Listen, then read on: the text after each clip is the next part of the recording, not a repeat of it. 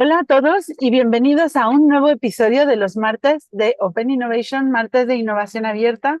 Como sabéis, es nuestra sesión semanal para revisar 15 minutitos una conversación sobre innovación abierta, siguiendo la estructura propuesta por el Oxford Handbook of Open Innovation, que es el libro manual de Oxford de innovación abierta, promovido en su edición por Henry Chesbrough y editado por Wim van Haverbeek, Joe West y Agnieszka Radziwiłł el año pasado.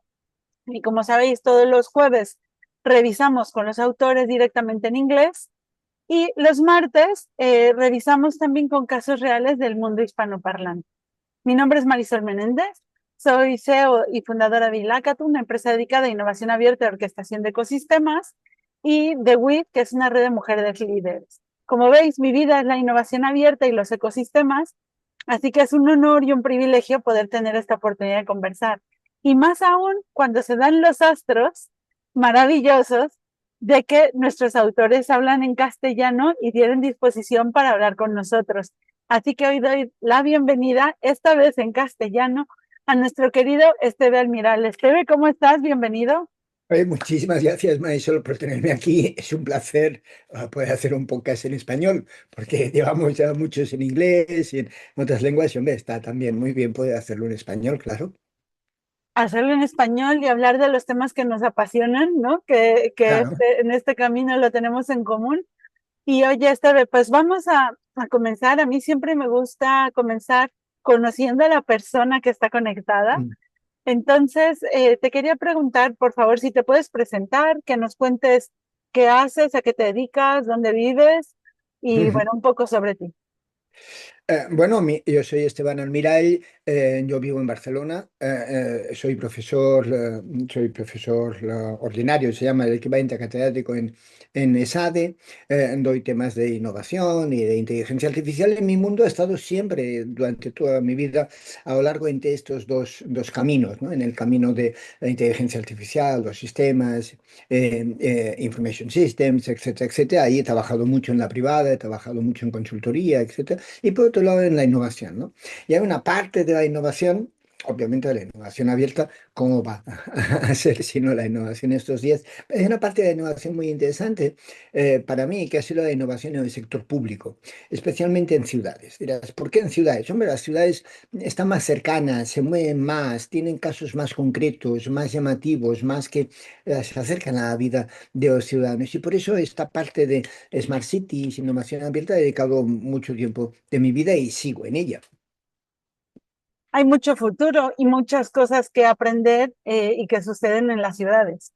Y Ujú. justo de ciudades va este capítulo 24 que estamos revisando el día de hoy, que se llama Innovación Abierta en Smart Cities, Open Innovation en Smart Cities, del que tú eres el único autor.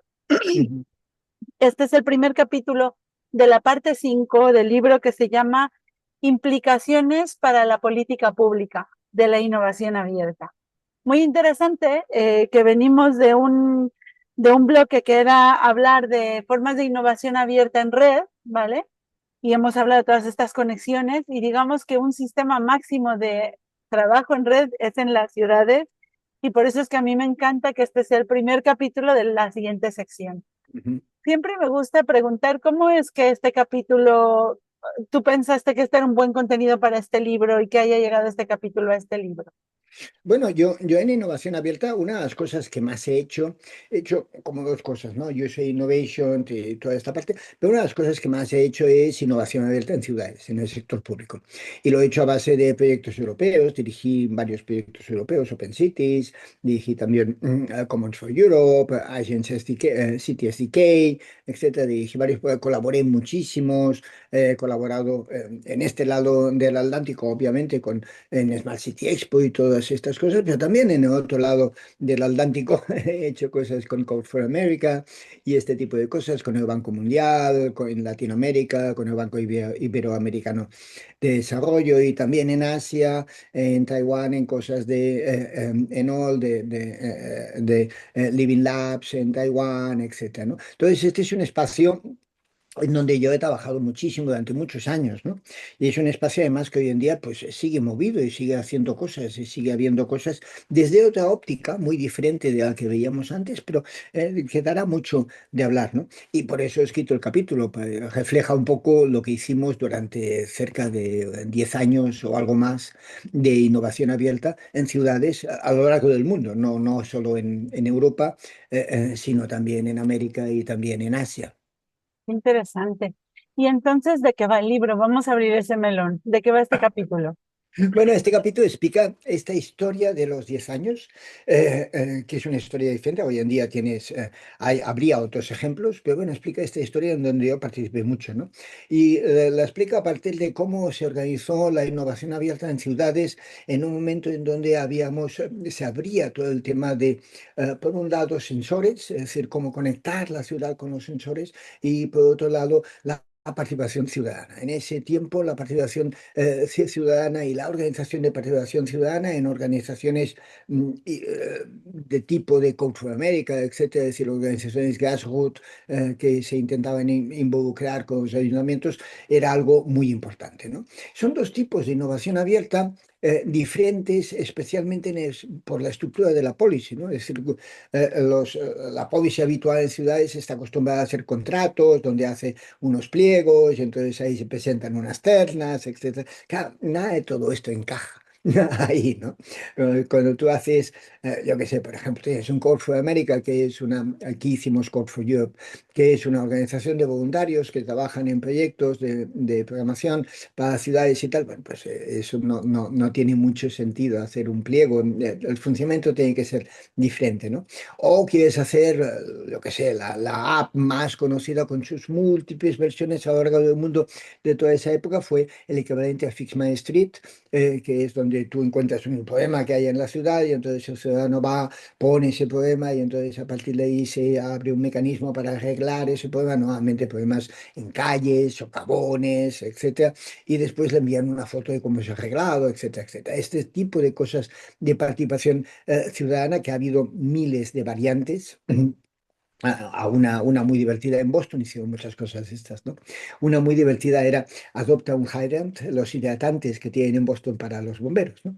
Entonces, claro, esto lo que pasa es que cuando nieva, pues se estropean y no funcionan, algunos de ellos, ¿no? Pero claro, no puedes ir hidratante, hidratante a ver si funciona o no funciona, porque es costosísimo y tendrías que hacerlo cada vez que nevase y algo así, lo cual es imposible. Entonces hicieron una app que podías adoptar un hidratante. Entonces, había varios que adoptaban ese hidratante y cuando les enviaban un mensaje de texto en esa época, entonces iban ahí y decían, ah, pues aún funciona. Decían, no, ya no funciona. Y si no lo adoptabas bien y no lo cuidabas bien, pues te lo quitaban y había un aspecto de gamificación y en todo esto, ¿no? Bueno, nada de todo esto encaja en las estructuras de las ciudades habituales, ¿no? Son canales de participación en innovación abierta en donde tienes que abrirlos a unas formas diferentes, ¿no?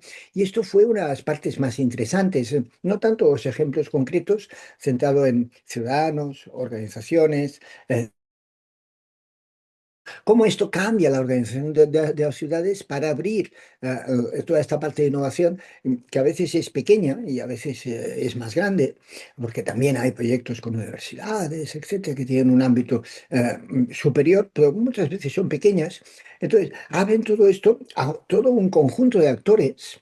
Y este conjunto de actores redefinen comportamientos sociales. Una de las cosas muy importantes es que en esa época se hablaba mucho y que ahora quizás no tanto, pero deberíamos quizás volver a hablar, es cómo redefinimos el concepto de ciudadanía en el siglo XXI.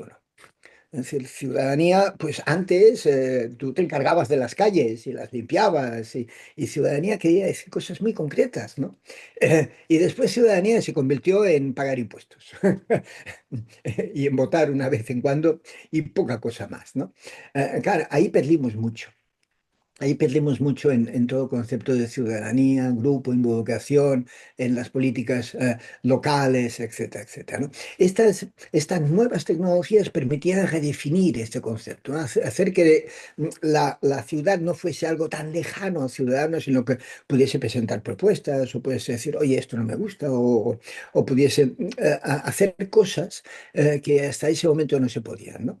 Y este es un concepto importante porque nuestras ciudades cada día son más grandes, cada día es más difícil aglutinar gente y bueno, buena parte de la estructura administrativa de las ciudades que se hizo tan compleja a lo largo del siglo XX para abarcar tantas cosas, se va a ir solucionando. Es decir, tardará mucho porque la administración va lenta, ¿no? Pero tendremos agentes de IA que irán solucionando esto. Y esto nos va a dejar espacio para hablar de lo importante, hablar de cómo queremos que sean nuestras ciudades, de cómo participamos, de cuáles son los ejes, en vez de pelearnos con la burocracia, que es lo que hacemos en las ciudades casi cada día, ¿no? Algún Claro. día lo solucionaremos.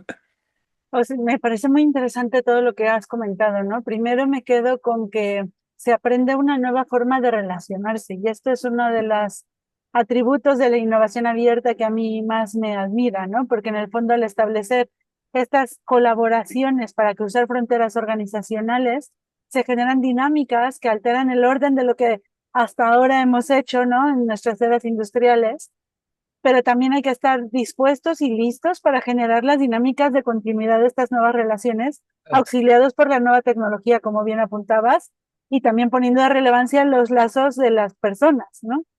Claro. Que somos más numerosos. Y yo creo que aquí hay también aprendizajes, o sea, desde luego interesante poder activar a la ciudadanía en la definición que decías, pero también los podemos trasladar estos aprendizajes a las organizaciones o incluso esquemas más grandes, ¿no? De Sí, colaboración. ¿Qué crees que, bueno, yo tenía dos preguntas para ti. La sí, sí. primera es, entonces, ¿cuál es el rol de las tecnologías en esta generación de las dinámicas de ciudadanía? Además de lo que tú ya has hablado, oye, como gobierno lento, vamos aprendiendo a relacionarnos de otra forma con nuestros ciudadanos, no solo en cómo nos comunicamos con ellos, sino lo que esperamos de ellos, ¿no? Ujú. Entonces, bueno, ¿cómo se afecta? ¿Cuál es lo que estamos aprendiendo de cómo se redefinen los gobiernos y qué rol tiene la tecnología en eso? Sí, yo no sé si estamos aprendiendo mucho o no, esto ya es otra, pero bueno, el melón sí que se ha abierto y ahí es donde la primera parte, como tú decías, Marisol, es sencilla, es utilizar todas estas nuevas tecnologías para ser más eficientes. El camino a recorrer en el sector público es inmenso, es decir, esto, ahí hay mucho. Pero esta es una parte muy interesante, pero también muy conocida, porque en la organización privada esto se conoce bien y se hace bien y las organizaciones privadas tienden a ser eficientes, especialmente cuando tienen intensidades competitivas altas. El sector público no compite, su intensidad competitiva a veces es negativa, no pasarán y por lo tanto pues la eficiencia es otra historia, ¿no? Pero más allá de esto, claro, tenemos ese problema, ¿no? El problema de cómo resumimos la información y cómo agrupamos esa información y cómo hacemos oír la voz de los que muchas veces no quieren gritar tanto y gritar siempre, pero también tienen voz y participación, ¿no? Y esta es una de las cosas importantes.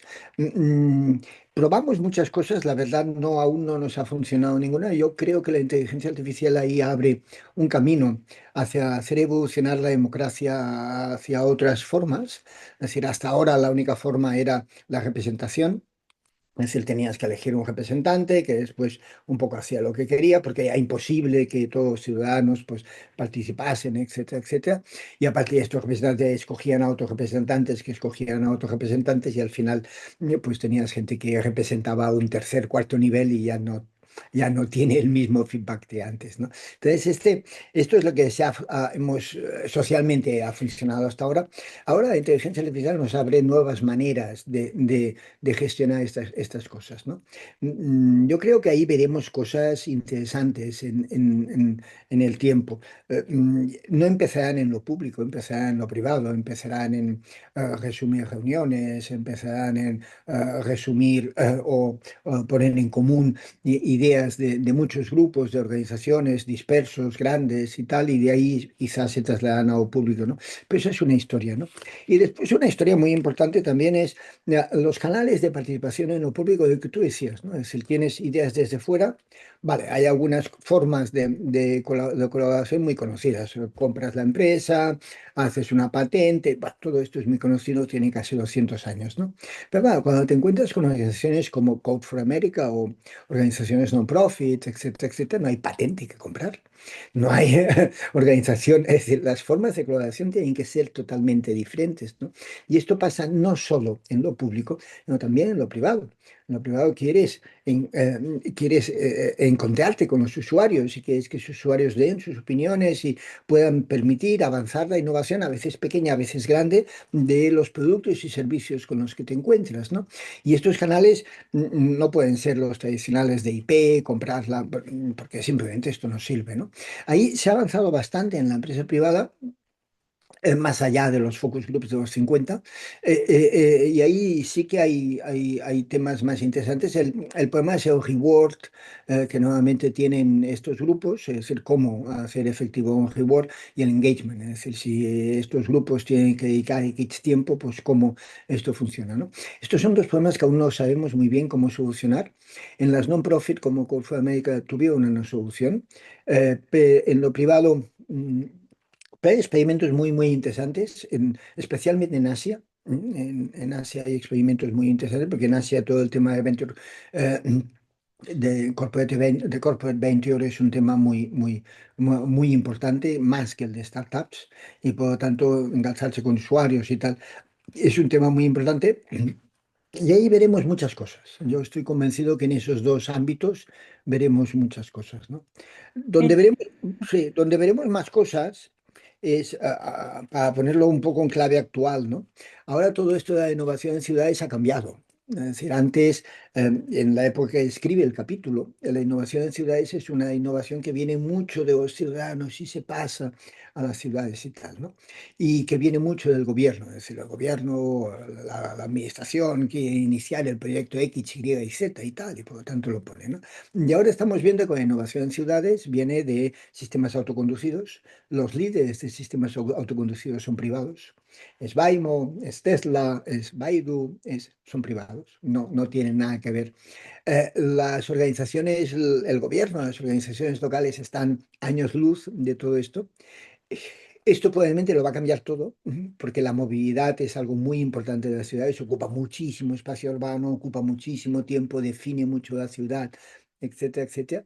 Y ahí seguimos teniendo un problema de innovación abierta. Estamos un poco donde estamos. Tenemos ciudades incapaces de colaborar con los privados para encontrar nuevas formas de innovación y la mayor parte de las ciudades siguen ignorando lo que está pasando ahí. Y lo que está pasando ahí va a cambiar las ciudades radicalmente, ¿no? Pero los gobiernos locales siguen absolutamente en negación. Con, nada de todo esto pasa, nuestros autobuses sean los de siempre, los metros sean los de siempre. El tema de colaboración público-privada, el tema de utilizar esta tecnología en lo público que podría, por ejemplo, Waymo, básicamente es un software de conducción, podría utilizarse para minibuses, etcétera, etcétera. Hay algunos sitios donde esto se ha planteado, pero bueno, son muy pocos, Singapur, etcétera, ¿no? Son pocos sitios, ¿no? Es decir, que ahí hay mucho campo por coger, Mucho ¿no? campo que hará. Muy interesante todos los puntos que pones de relevancia. Yo creo que también abren oportunidades de investigación académica, que por cierto recordamos a todos que también necesitamos investigación en el mundo hispanoparlante Sí. e incorporar estos casos reales que vemos en las ciudades de todas nuestras geografías y también las que se ven en la empresa, porque también hay un cruce de aprendizaje entre ambos ámbitos. Ujú. Esteve, todo lo bueno llega a su fin. Ya estamos en el segmento final. Solo me queda preguntarte, ¿qué aprendizaje, qué resumen, qué llamada a la acción tienes para la gente que nos escucha? Bueno, a ver, quizás lo más importante, hay cosas importantes y urgentes, ¿no? Vamos a hacer una importante y una urgente, ¿no? Lo más importante, la administración local en general, la administración es algo pensado para el siglo XVIII y es algo que no nos funciona para nada del XXI. Las administraciones carecen de la tecnología, del talento, etcétera, etcétera, para cada uno de las pequeñas ciudades o medianas ciudades afrontar todos estos retos. Esto hay que redefinirlo. Esto es obvio que no puede funcionar, que no va a funcionar así. Eh, Hay que redefinir esas estructuras con probablemente estructuras intermedias que entiendan mejor esta tecnología y dejar a las ciudades o temas más políticos y menos operativos. Esta definición es urgente, es decir, no podemos seguir funcionando con estructuras del siglo XVIII para definir ciudades del siglo XXI. Esto en Barcelona nos pasa mucho, la Barcelona real es el área metropolitana, Bueno, no hay manera que los políticos se pongan de acuerdo en los últimos 70 o 40 años para hacer de los no sé cuántos municipios que tiene el área metropolitana la Barcelona que existe, que es la Barcelona real, no la Barcelona. La Barcelona del millón y medio de habitantes, esto es una entelequia administrativa, no tiene nada que ver con la Barcelona real, ¿no? Pues estas cosas pasan a menudo, ¿no? Esto, entonces hay que poner. Vamos a por la urgente. La urgente, y esto está pasando en Latinoamérica. En muchas partes de Latinoamérica tenemos ahora la nueva frontera es cómo utilizas agentes para hacer la interacción con los usuarios o con tus ciudadanos, etcétera, y resolver los problemas. También pasa en la administración. Y allí Latinoamérica es líder. Tienes un montón de proyectos hechos por pequeños grupos, especialmente en ciudades, en donde básicamente conectan WhatsApp con la administración y te dan información, te permiten hacer pequeñas transacciones, etcétera. El futuro de la administración de ciudad, la manera de romper la barrera burocrática que hemos tejido en todas nuestras ciudades y en todos nuestros gobiernos es la utilización de esta tecnología, ¿no? Y ahí, como es algo no tan complejo y que con pequeños grupos lo puedes hacer, ahí Latinoamérica es líder. Estaría bien que las ciudades españolas copiasen las experiencias que están pasando pues, en México, que están pasando en Argentina, que están pasando en Colombia, que están pasando en tantos sitios de Latinoamérica, en donde tienes todos estos chatbots que están acercando la administración a los ciudadanos y que en España no pasa. Totalmente. Qué interesante. Muy buenos retos prácticos, académicos y de todos los universos. Y me ha encantado poder hablar a tanto detalle en castellano porque, bueno, es increíble todo lo que estás trabajando y estudiando. Invitamos a todos los que nos escuchan a compartir, a conectar. Estamos por LinkedIn, estamos por todos los canales y pues listos a seguir generando ciudades del futuro. Esteve, un placer poder hablar contigo, de verdad, una alegría. Muchas gracias por tu tiempo y tu buena disposición. Muchísimas gracias, Marisol. Yo a vuestra disposición siempre, como podía ser de otra manera. Muchas gracias y un abrazo a todos. Muchas gracias.